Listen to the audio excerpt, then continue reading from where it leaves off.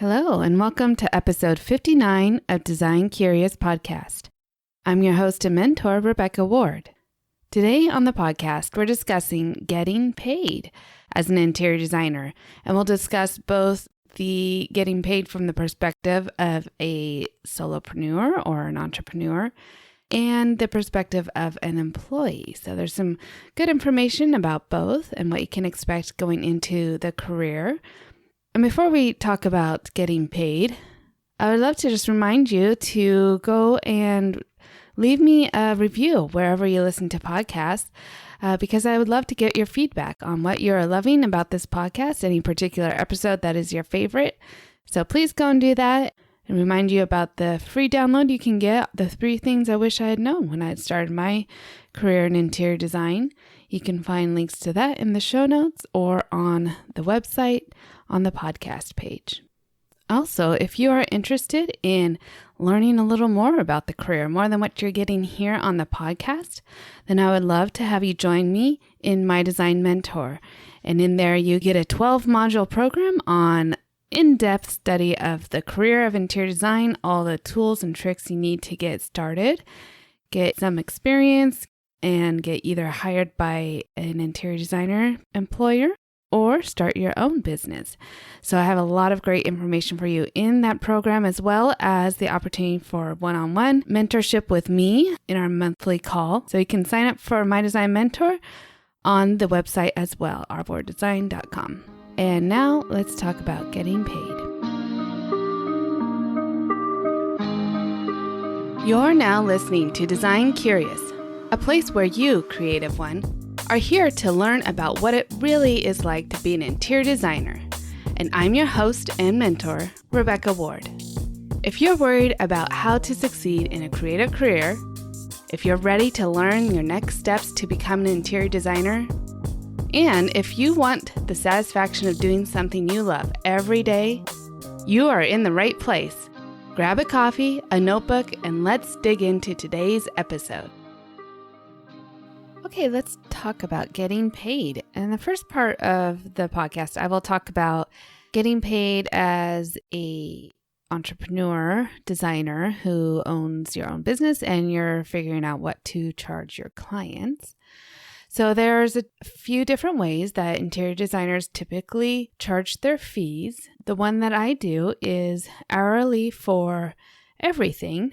And so what I do typically is give my clients an estimate of what I believe the design fees will be for their project based on past projects, and give them a ballpark of what those fees will be. But then I proceed to charge them hourly for every part of the project that I'm working on and send them monthly invoices of those hourly fees.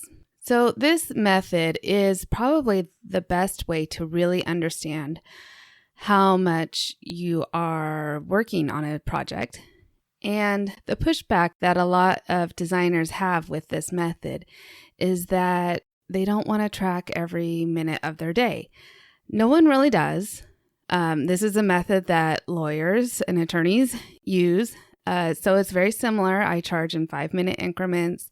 Attorneys do 6 minutes, but for me, logically, 5 minutes just makes sense. Because sometimes there's tasks that I'm doing that take less than 15 minutes, and I don't feel right charging a client 15 minutes for something that only took me 5 minutes. So I'm tracking every single minute, and I use an app for that. I use Harvest to track my time. So anytime I'm working on any client's project or even non-billable time throughout my day, I am logging it in Harvest, which is a great app for doing that. But like I said, most designers really, really resist tracking every single minute of the day. I mean, who wants to be constrained by the idea of having to quantify every single minute that you spent in a creative fashion? However, it is really, really important because it gives you so much data on how long a project actually takes so that you can know how much to charge your clients. You know that this project's going to probably take 40 hours. You know it's probably going to take 100 hours or 20 hours, depending on what the scope of the work is. It gives you so much data moving forward, working with future clients to give them an idea of how much to charge. So the thing about charging hourly as well is making sure that you are charging the appropriate rate for your time. Now, I've talked about this before, and a lot of designers undervalue their, what I would say, expertise. I hesitate to say the word worth, value what they're worth, because as an individual, they're definitely worth so much more than just the interior design expertise that they have. However, the phrase charging what you're worth is very commonly thrown around in our industry. And so I will use it again here just to say that charging for your expertise, your knowledge, your time, which is all very valuable. Time is not a renewable resource, as we know. And so every moment that you are giving to a project is a moment that you're not giving to something else in your life. And so don't you think you should be compensated well for it, for something that you do well, that you've been given talent to do and training? Okay, so getting off my soapbox, or I don't know, maybe I'm still up there because I'm going to tell you how much you should be charging. It is going to be different for each person because everyone has a different level of education, experience, confidence going into the design process with their clients. So depending on if you're starting out as a newbie or a very seasoned and experienced designer, there'll be a range of your hourly rate that you should charge. In my Design Mentor, we talk a lot about this as well, and I often encourage new designers not to charge less than $125 per hour. So if you are charging less than $125 per hour, then you need to raise your rate. And I think that's definitely a good starting place. Now, I went and looked online, did a little research, and I found an article from Forbes from this month talking about the average interior designer fees per hour. And across the country, it says that the average is $100 per hour, which tells me that there are a lot of designers out there charging less than $100 per hour. And in 2023, with the rate of inflation that we've had, and I know I can speak for California, the minimum wage has gone up so much in the last 5 years that the fee that you are charging to your clients needs to be in pace with inflation at least. That article from Forbes also lists that the lowest hourly rate is $50 per hour. The only situation I could see this being acceptable perhaps is a draftsperson who's maybe not using a lot of creativity, but just working as outsourced labor for another designer. You might charge $50 an hour for that. It's still really light on the fees. So anyway, if you're charging $50 an hour, it doesn't matter what part of the country you're at. Even if it's in the middle where it seems like there's not a lot of interior designers in the middle of the country, $50 is way too low. So $125 is, I'd say, starting area. Now, I've been in the business for 15 years and my current hourly rate is $325 and I'm not charging 40 hours a week at $325. So that is why it is at $325, because the way that my business is set up, I have employees under me. I spend a lot of time as a CEO of the company, which is not billable time. So when I am working billable time on a project, it needs to be profitable for my business. It needs to be profitable for me and a reflection of my experience. The highest rate that the Forbes article mentioned was $500 per hour, which I still think, honestly, is maybe light. I don't know. I could see some designers in very urban areas like New York, Washington, D.C., LA, really large cities charging at least $500, but maybe even more. And this kind of brings me to the next topic of the way that some designers view not wanting to charge hourly because they might say that they have had so many years of experience that they can do things much faster. They've had 20 years to learn how to do something in 5 minutes that used to take them 5 hours when they were first starting out. So they shouldn't have to charge an hourly rate for that 5 minutes. They should be charging a flat fee for their design. Now, I am not opposed to flat fees. It's not something that I'm yet comfortable doing in my business model. However, I still think that if you're charging a flat fee, there are still a certain amount of numbers that you're working on a project, and there's still a dollar amount that you're charging to the client. So you could divide that amount that you're charging by the hours that you're working on the project and come up with your hourly rate. Maybe it's $1,000 an hour. that's fine. But I still say that you have an hourly rate, whether or not you are charging your clients hourly. Okay, I think I could get off my soapbox now. Okay, so let's talk a little more about flat fee design. So some designers will charge a flat fee for the entire design, which is probably discouraged by myself and other coaches like Kimberly Selden, who would say, yes, do flat fee, but only through the design phase. Once you go into project management and implementation, that's where all of the curveballs are. When you open up the walls, there's delays and construction and things like that. And you don't want to have projects go on and on for 2 years and you're still only charging that one flat rate from 2 years ago.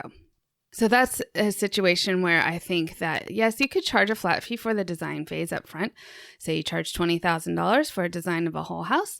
Then they're getting ready to go into construction. That's where you move over to your hourly rate, whatever that is. $300 or $400 an hour. And as the project gets going, maybe it goes really efficiently and just as you designed it, or maybe you open up the walls and there's termites everywhere, or they have to redo the foundation, things like that. So you're going to be called on site for all those different things that might pop up, and you want to be compensated hourly. But I know for a fact that there are a lot of designers out there who do only do the flat fee for the entire scope of the project. And that really opens you up to a lot of risk on your part. You're the one, as a designer, taking the risk of not being paid enough when you give your client a flat fee. So I always encourage people who do the flat fee model to charge a premium on top of whatever they're wanting to charge the client. Say they're going to charge normally $20,000 if it was an hourly project. Well, maybe you charge $30,000 because you can't, according to your contract, go into any other hourly time. So you want to make sure that you've covered all of your bases and covered the risk that you're taking of having that finite amount of income for that project. That's my point of view. Like I said earlier, though, the flat fee plus the hourly for project management is a great way to go. And again, if you're tracking all of your time, then you'll have really good data to know how much that flat fee should be. If you look at past projects and you see you took 100 hours on this project, your hourly rate is $300, you know you can charge your client $30,000 for this next project that they want to work on. So I think that's pretty straightforward as far as design fees go. The other aspect that a lot of designers will take on, especially residential designers, is the furnishings portion of it. A lot of designers will supply furnishings to their clients. There are a few different avenues for doing this. The one that is the most profitable, of course, is purchasing the furniture wholesale as a designer. You get a discounted rate. For example, you're buying from a manufacturer who sells a sofa. Normally, the retail price to the public is $10,000, but they'll sell it to you for $5,000. So that means you can either sell it to your client for $10,000 and keep all of the profit in between, just like a furniture store, or you can give your clients a discount because you are also charging design fees if you feel like you want to approach it that way. So some designers will give their clients a certain amount of percentage of markup on the cost of their goods, or they might discount off the retail price, which is what I do currently. I give a discount off retail, but either way is good so that the designer is making some money on the product that they're supplying. Designers, in a sense, are mini stores, mini retail stores when they're supplying furniture to their clients. They just don't always have a showroom that the client can come and sit on all of this furniture before they buy it, but they are still providing the furnishings to their client. And so that's how really a designer needs to look at themselves, that it's okay to charge retail. Some clients actually charge retail plus a percentage on top of the retail cost. And that could be either because they're not charging per hour to manage the product, to order it and everything. They're doing, they're charging the client the retail price and then an extra 10% to process the orders and things like that. So that's another way of doing it if you want to just do that in kind of a flat fee approach. So that's about it for as far as being an interior designer that owns your own business, how much you should charge your clients, how there's the different methods, as well as product. Now, a lot of designers will tell you, including myself, that it is most profitable to sell product to your clients. That's where a lot of the money can be made as a design firm, is selling the product. Because with design fees, you're trading time for money. But with product, it can be kind of exponential depending on how much needs to go into the house. So that's where you can be quite profitable as a design firm when you're doing design fees plus product. Of course, as I've mentioned before in previous podcasts, there's a lot of risk and liability that you take on doing the project management part of a project or supplying the furnishings. So that has to be something that you're willing to take on, but is definitely worth it, in my opinion.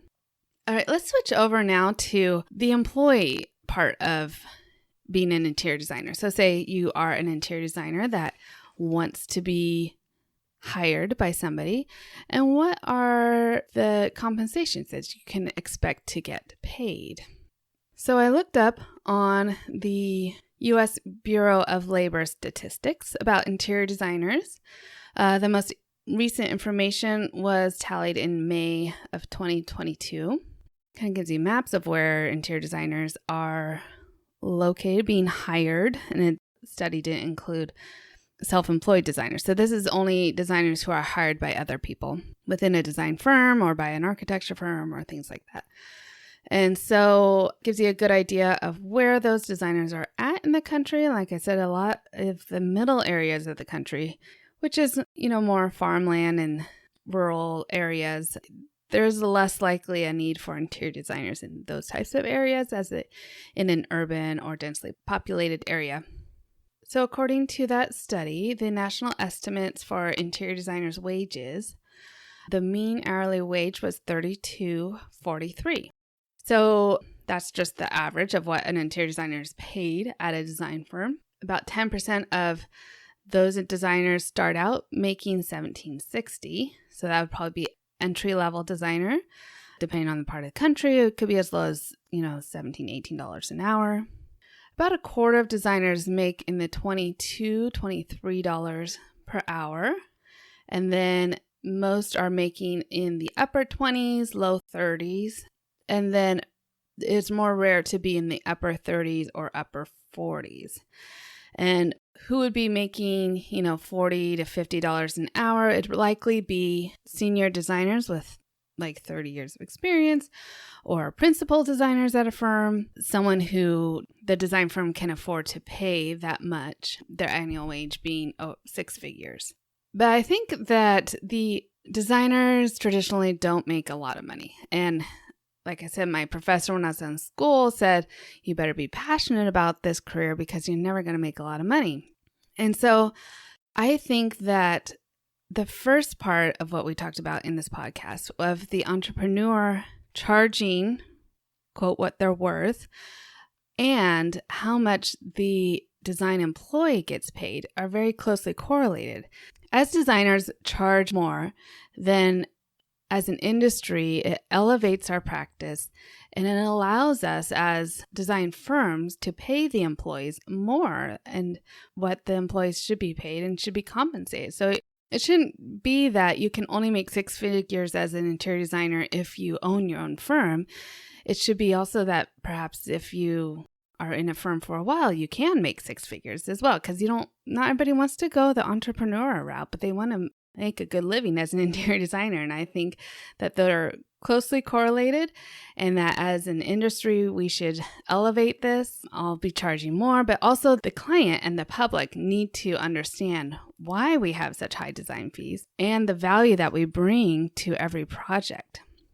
So there's a lot to unpack in this little area of talking about money mindset. Money is such a sticky topic and very uncomfortable for a lot of people, designers and clients, and just everyone in general. So I'm going to leave this topic here, but I'm pretty sure that we're going to approach it again later down the line as we do more podcast episodes. But I think this is a really good place to start to really understand what you're going to get paid as an interior designer in the career.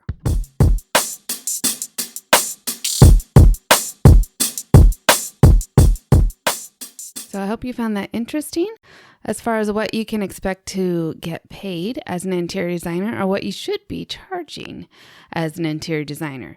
Both of those things are hot topics at all of the conventions and markets that we go to, as well as within interior design business coaching classes and courses and things like that. So obviously it is something that needs much more discussion because there has not been quite a consistent industry standard, in my opinion, as far as what we should be charging and then the perceived value of an interior designer, which correlates a lot to that. So a great discussion today, and so I hope that you enjoyed it. Please leave me a review and let me know what you thought. Or you can reach out to me on Instagram at @ourwarddesign. Next week we have another great episode, and until then, stay creative. Thanks for listening. If you love this episode, please leave a rating and a review. This helps me reach other curious creatives like you. If you have a topic request or would like to contact me, simply head over to my website, ourwarddesign.com, or email me at podcast@ourwarddesign.com.